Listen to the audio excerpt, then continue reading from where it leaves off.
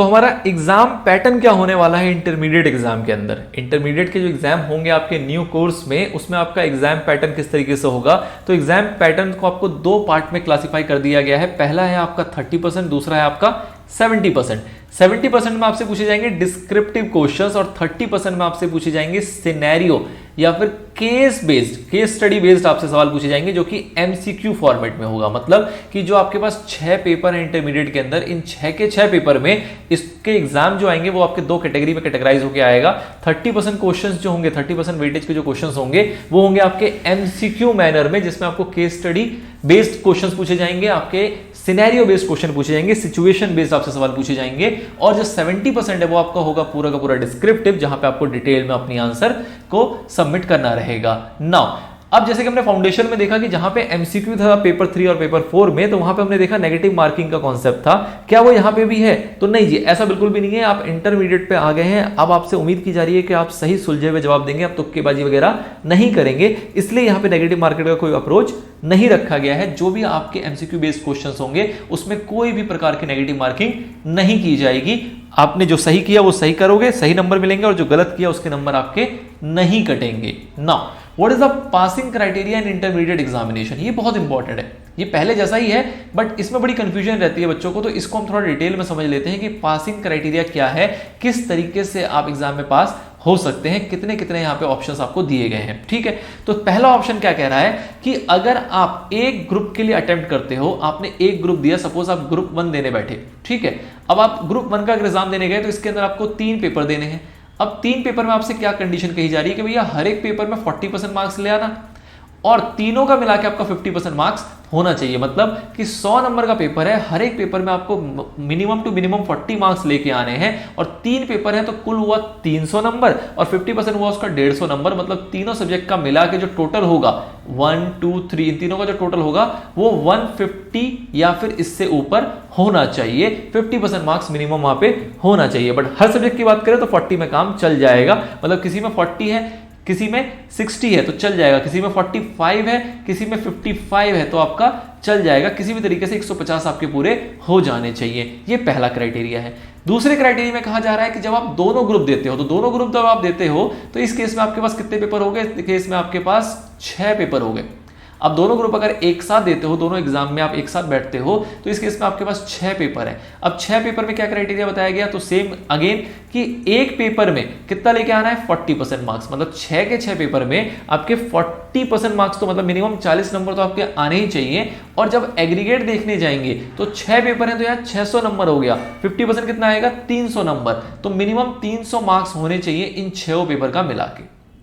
Individually देखें तो 40 से ऊपर होनी चाहिए, बट अगर तीनों को 6 के 6 पेपर को जोड़ के देखेंगे तो 50% का क्राइटेरिया फुलफिल होना चाहिए दोनों ग्रुप को मिला के। यहाँ पे क्योंकि दोनों ग्रुप है तो इसका एडवांटेज मिल जाता है कि सपोज कि पहले ग्रुप के 3 पेपर आपने दिए और तीनों में 40-40-40 था, तो अगर आप एक ग्रुप देते तो आप यहाँ पे फेल हो जाते। लेकिन आपने बोथ ग्रुप दिया हुआ है और आपके सेकंड ग्रुप में 60 है, 65 है, 80 आ गया किसी के अंदर, तो उस केस में आपके इस 80 या इन हाईएस्ट नंबर की वजह से आपका पूरा जो दोनों का दोनों ग्रुप है वो क्लियर हो जाएगा। ऐसे इंस्टेंसेस पहले भी देखे गए हैं। तो बोथ ग्रुप का एक एडवांटेज होता है कि अगर कोई भी साइड ग्रुप 1 या ग्रुप 2 में किसी भी साइड में आपका कोई सा सब्जेक्ट बहुत स्ट्रांग है तो उस स्ट्रांग का बेनिफिट आपके वीक सब्जेक्ट को मिल जाता है। तो दिस इज द क्राइटेरिया। ये पहले भी ऐसे ही हुआ करता था, वही क्राइटेरिया यहां पे भी रखा गया है। ठीक है, चलिए आगे बढ़ते हैं। ये आपका था passing criteria. Now next question क्या आता है आपके सामने? What is the criteria of securing exemption in papers in intermediate examination and subsequently passing of group? अब exemption के आपके पास क्या क्या क्राइटेरिया गए हैं, तो ये भी एक थोड़ी डिटेल से डिस्कशन है।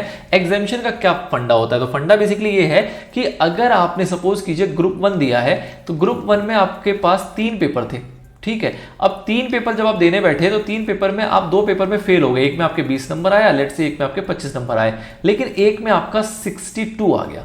तो इस केस में आप ओवरऑल आपका ग्रुप तो क्लियर नहीं होगा, पूरा ग्रुप पास नहीं होगा, लेकिन इस पेपर में आपको क्या मिल जाएगा? एग्जम्पशन मिल जाएगा। क्यों? क्योंकि इसमें आपने 60% से अबव मार्क्स ले आए। मिनिमम 60 लाना होता है, 60 या 60 से अबव मार्क्स अगर आपने स्कोर कर लिया तो ये पेपर आपका एग्जाम्प्ट हो जाएगा। इस एग्जाम्प्ट का सर मतलब क्या है कि आप जब अगली बार इस ग्रुप का पेपर दोगे तो आपको सिर्फ ये 2 पेपर देने पड़ेंगे, इसको देने की आवश्यकता नहीं है। उसके अगली बार भी दोगे तो सिर्फ 2 देने पड़ेंगे, इसको देने की आवश्यकता नहीं है। उसके बाद भी दोगे तो सिर्फ 2 देने पड़ेंगे, उसकी देने की आवश्यकता नहीं है। ऐसा मौका आपको 3 अटेम्प्ट तक दिया जाता है। 3 सब्सिक्वेंट अटेम्प्ट तक आपका ये पेपर जो है वो एग्जाम्प्ट माना जाता है। और क्योंकि इसमें ज्यादा नंबर थे तो इसका बेनिफिट इन दोनों को भी मिलेगा। इन दोनों को कैसे मिलेगा कि किसी एक पेपर में लेट से आपने थर्ड अटेम्प्ट दिया, इसमें तो 40 आया, इसमें 50 आया, तो ये टोटल तो 90 हो रहा है, बट इसमें 62 थे, इसके वजह से आपका ये तीनों पेपर क्या हो जाएगा, पास हो जाएगा। क्यों? क्योंकि मिनिमम 40 और एग्रीगेट में आपका 50 अबव हो रहा है। क्यों? क्योंकि ये एग्जेम्प्टेड था और इसका पेपर हमें देना भी नहीं पड़ा। तो इस टाइप का बेनिफिट कितने अटेम्प्ट में मिलता है आपको? अगले 3 अटेम्प्ट तक इस टाइप का बेनिफिट आपको मिलके चलता है। 3 अटेम्प्ट सर खत्म हो गए, अब क्या करें? अब क्या इसके पेपर दोबारा देना पड़ेगा? तो आपको यहां पे चॉइस दी गई है कि अगर आपने 3 अटेम्प्ट तक बाकी पेपर क्लियर नहीं कर पाए तो उस केस में जो आपका ये एग्जेम्प्टेड पेपर था इसमें आपके पास चॉइस है। क्या चॉइस है सर? एक तो आप चाहो तो इसको एग्जेम्प्ट करा लो, अगर आप इसको एग्जेम्प्ट ही रहने देना चाहते हो, मतलब इसका पेपर आप दोबारा नहीं देना चाहते हो तो भी चलेगा। लेकिन नुकसान क्या है कि इन 2 पेपर में फिर आपको 40 के साथ साथ मिनिमम 50% का क्राइटेरिया सिर्फ इन दोनों में पूरा करना पड़ेगा। लेट्स से इसमें 40 आया तो इसमें आपको 60 लाना पड़ेगा। मतलब 2 पेपर हैं तो कुल मिला के पास होने के लिए आपको 100 नंबर चाहिए, ठीक है, और हर एक में 40 चाहिए। मतलब ये वाला जो सिनेरियो था जहां आप 90 भी ला रहे थे लेकिन 10 नंबर आपको एक्स्ट्रा इसके मिल रहे थे और आपका काम हो जा रहा था, वो बेनिफिट चला जाएगा। मतलब कि सेट ऑफ करने का बेनिफिट जो है वो पहले 3 अटेम्प्ट तक ही रहता है, उसके बाद सेट ऑफ करने का बेनिफिट छोड़ दिया जाएगा और इसको एग्जेम्प्ट माना जाएगा। दूसरा ऐसा हो सकता है कि कोई बच्चा ये कहता है कि नहीं ये पेपर तो मेरा बहुत स्ट्रांग है, मैं इसको तो दोबारा भी दूंगा तो 60 बोलो, मैं तो 80 लेके आ जाऊंगा। तो उस केस में उसको कहा गया कि ऐसा है तो आप चाहो तो इसके एग्जामिनेशन को लूज कर सकते हो और बिल्कुल फ्रेश तरीके से तीनों के तीनों पेपर में आप अटेम्प्ट कर सकते हो। और फिर अकॉर्डिंगली जो आपका रूल था कि हर एक में 40 लाना है और ओवरऑल आपका 50% से ऊपर होना चाहिए, ये क्राइटेरिया के अकॉर्डिंग आपको क्लियर करना पड़ेगा अपना एग्जाम, ठीक है। तो दोनों ऑप्शन दिया गया है कि किसी व्यक्ति को ऐसा लगता है कि इसमें फायदा है तो वो इस तरीके से चूज कर ले, उसमें फायदा तो उस तरीके से वो चूज कर ले, ठीक है। तो this is the whole concept regarding the examination. किसी भी पेपर में एग्जामिनेशन आएगा तो इंटरमीडिएट लेवल पे उसको इस तरीके से प्ले किया जाता है।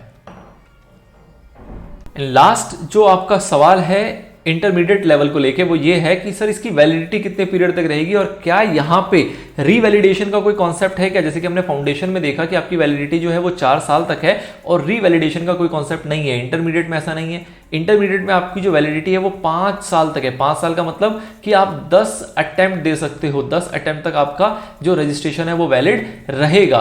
उसके बाद सर 10 अटेम्प्ट में भी अगर किसी का इंटर क्लियर नहीं हुआ तो क्या करेंगे? उस केस में आप चाहो तो सिर्फ 400 रुपए का फीस जमा करके अपने इस रजिस्ट्रेशन को रीवैलिडेट करा सकते हो अगले 5 साल के लिए। मतलब कि 5 साल में 10 अटेम्प्ट दिए, उसके बाद 5 साल आपको और मिल जाएंगे और आप अगले और 10 अटेम्प्ट दे पाओगे। बस आपको क्या करना है, यहाँ पे एक फीस पे करनी पड़ेगी 400 रुपीज की और उससे आपका जो रजिस्ट्रेशन है वो रीवैलिडेट कर दिया जाएगा। ऐसा लाइफ में सिर्फ एक बार होगा। मतलब कि सर इस 5 साल में क्लियर नहीं हुआ तो एक बार फिर से 400 रुपए देते हैं और 5 साल का मौका उठाते हैं, तो ऐसा बिल्कुल भी नहीं है। जिंदगी जो है बहुत छोटी है। आपको 10 साल यहाँ पे दे दिए गए खर्च करने के लिए, दैट डजंट मीन कि आप अपनी जिंदगी व्यतीत कर दे इंटरमीडिएट कोर्स को कंप्लीट करने में। तो इसलिए ये अपॉर्चुनिटी सिर्फ एक बार दी जाती है, वंस टाइम, ठीक है। दोबारा कोई ऐसा चाहे कि 10 साल में भी क्लियर नहीं हो पाया तो उसके लिए सीधा सा उद्देश्य ये है कि बच्चा इस कोर्स को छोड़ो, कुछ जीवन में कुछ और नया करो, कुछ बड़ा करो। इसमें ऐसा कुछ खास नहीं रखा हुआ, ठीक है। तो इसलिए सिर्फ एक बार अपॉर्चुनिटी है रिवैलिडेशन की, जो कि फाउंडेशन में एक बार भी नहीं थी बट इंटरमीडिएट में एक बार दे दी गई है सब्सिक्वेंट